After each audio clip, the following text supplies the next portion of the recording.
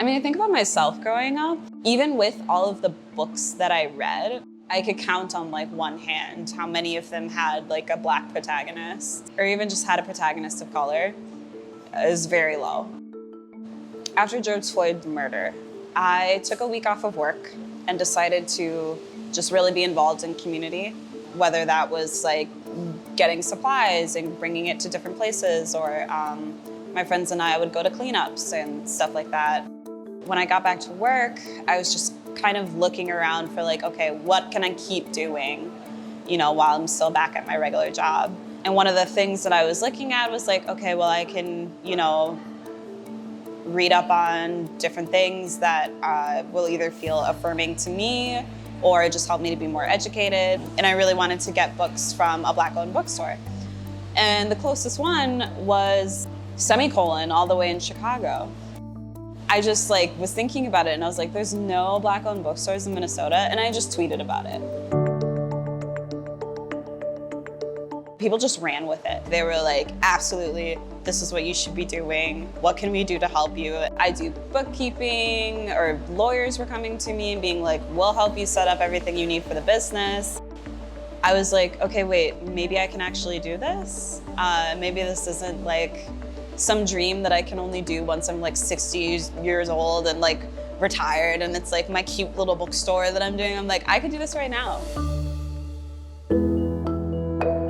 The experience of being white is so different from the experience of being Black or Asian or Latinx. Like, it's just,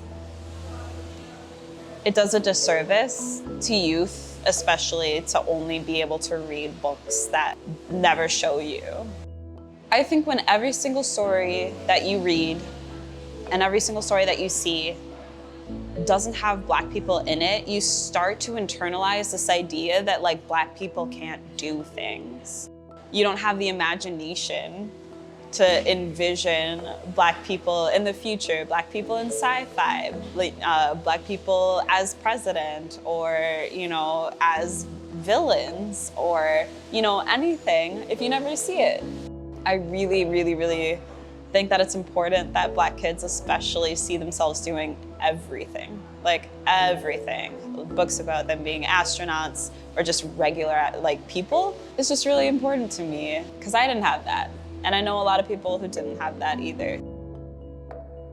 So right now, Black Garnet Books is selling books online through bookshop.org.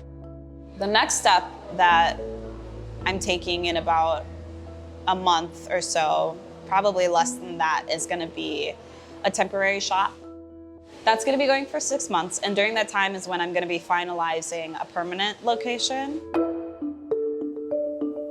I just really want Minnesota to recognize that Black people belong here, and that even though there's a history of racist laws that have kept Black people sequestered to certain parts of the city or certain parts of the state,